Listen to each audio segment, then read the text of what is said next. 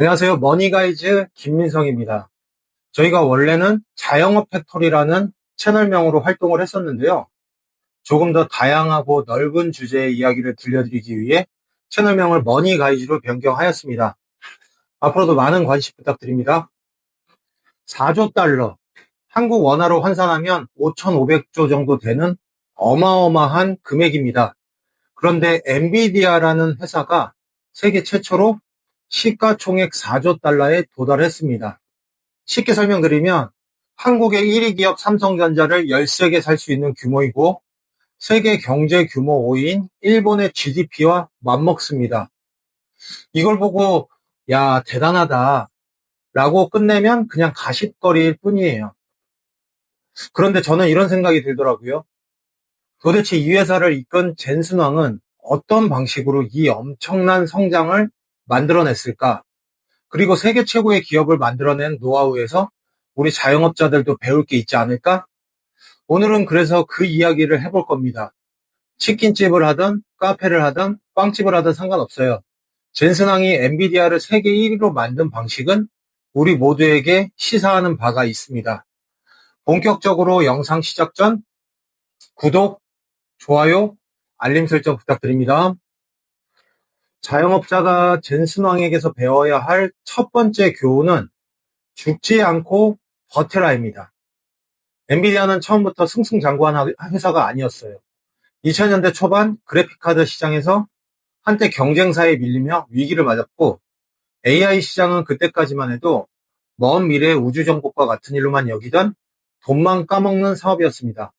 하지만 젠슨왕은 회사를 접지 않았습니다. 우리가 망하지 않은 이유는 포기하지 않았기 때문이다. 이 한마디가 그의 철학을 보여주죠. 그는 포기하지 않고 그래픽카드 성능을 꾸준히 업그레이드하였고 이러한 꾸준하고 작은 노력은 추후에 산업용, 과학연구, 데이터 센터용 GPU 개발로 AI의 독보적인 반도체 기업으로 성장하는 밑거름이 됩니다. 이 말은 자영업자에게도 정말 중요합니다. 얼마 전 치킨집을 시작한 사장님이 있다고 가정해 볼게요. 오픈 첫 달에는 동네 사람들이 몰려 하루에 100마리씩 팔리던 가게였어요. 그런데 2달쯤 지나니까 상황이 달라졌습니다. 근처에 대형 프랜차이즈가 들어오고 배달앱 수수료는 계속 오르고 매출은 반토막이 났습니다. 이때 대부분 사장님들이 고민을 하죠. 아, 이쯤에서 접어야 하나? 그런데 이럴 때 젠슨왕처럼 버티기 위한 작은 시도들을 해볼 수 있습니다. 우리 매장만의 차별화 메뉴 한두 가지를 새롭게 개발해서 SNS에 올려보기, 가게 앞에서 평일 저녁마다 지나다니는 사람들을 대상으로 시식 이벤트를 열어보기, 포장 손님에게는 재방문 유도를 위해 스탬프 쿠폰 제공 등등 거창한 게 아니라도 됩니다. 죽지 않고 버티기 위해 할 수 있는 작은 혁신들을 하나씩 만들어가는 거죠. 빵집 사장님도 마찬가지입니다. 근처에 대형 프랜차이즈 베이커리가 들어와 손님이 확 줄어들면 개인 빵집이 무슨 대형 프랜차이즈랑 경쟁을 해 라고 포기하고 싶은 마음이 들 수도 있습니다. 하지만 이럴 때도 방법은 있습니다. 소량 생산으로 매일 신선하고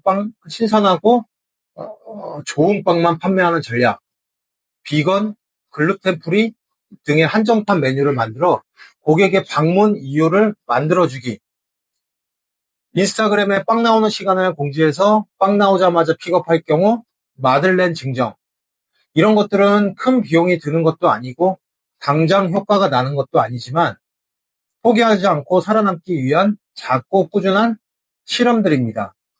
포기하고 싶다면 일단은 해볼 수 있는 것은 다 해보고 그때 다시 고민해도 늦지 않습니다.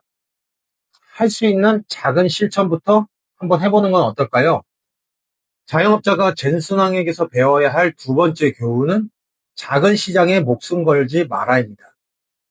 엔비디아는 처음엔 게임용 그래픽카드로 유명한 기업이었어요. 그 시장만으로도 안정적인 매출을 올릴 수 있었죠. 하지만 젠슨왕은 시장의 한계를 누구보다 빨리 읽었습니다.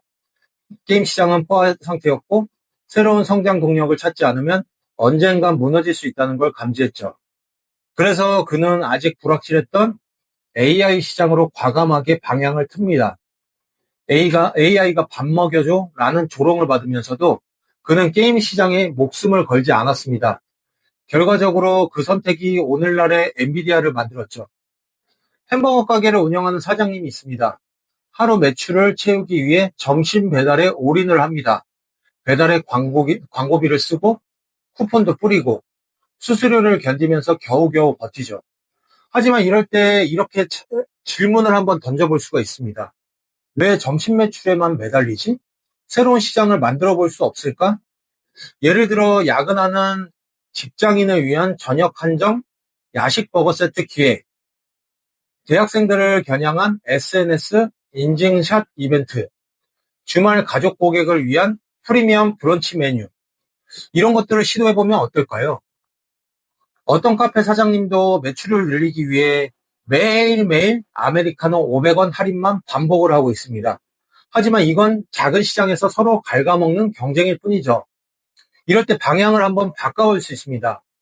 퇴근길 직장인을 위한 디카페인 저녁 세트 출시, 원룸촌 젊은 층을 겨냥한 테이크아웃 전용 커피 출시, 그리고 주말 가족 고객을 위한 키즈 음료 디저트 세트 기획 등등 조금 더 넓게 보는 시야를 키워보는 건 어떨까요? 젠슨왕처럼 눈앞에 보이는 기존 시장에 안주하지 않고 개척하지 못한 새로운 시장을 바라보는 시선이 필요합니다.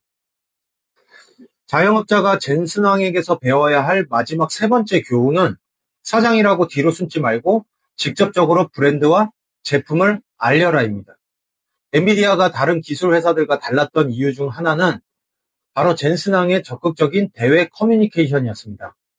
그는 단순히 CEO로서 경영만 한 게 아니라 매년 열리는 GTC 컨퍼런스 무대에 직접 올라가 제품을 설명하고 시장의 흐름을 제시했습니다. 가죽 재킷, 청바지 차림으로 무대에서는 그는 단순한 CEO가 아니라 브랜드 그 자체였죠. 기술을 이해하고 그것을 사람들에게 매력적으로 전하는 마케터이자 설득자였던 겁니다. 예를 들어 빵집 사장님도 이런 점에서 생각해 볼 게 있습니다. 맛있으면 손님이 알아서 오겠지라는 생각, 이제는 절대 통하지 않습니다. 고객들은 맛뿐만 아니라 그 빵집만의 스토리와 사장님의 열정에도 반응합니다. 이럴 때 해볼 수 있는 것들 많이 있을 거예요. 예를 들면 신메뉴 출시 때 만드는 과정을 짧은 영상으로 찍어서 SNS에 올려보기, 매장 한쪽에 우리 가게의 스토리와 철학을 담은 작은 코너 만들기, 포토전을 만들어 고객들이 인증샷을 찍고 우리 매장을 적극적으로 공유하기 등등 여러 가지를 해볼 수 있을 겁니다. 사장님이 매장에 얼굴이 되고 직접 목소리를 내는 것, 이게 바로 젠슨왕의 방식입니다. 엔비디아는 위기마다 버티고 더 큰 시장을 보고 기술과 마케팅에 올인했습니다. 그 결과가 시총 4조 달러죠. 여러분의 매장이 현실적으로 4조 달러 규모의 매장이 되기는 힘들겠지만 젠슨왕처럼 생각하고 움직인다면 해당 업종에서 지역 최고 매장은 될 수 있지 않을까요? 오늘 영상도 좋으셨다면 구독, 좋아요, 알림 설정 눌러주시고요. 저는 다음에 더욱 깊이 있는 영상으로 돌아오겠습니다. 지금까지 머니가이즈였습니다. 감사합니다.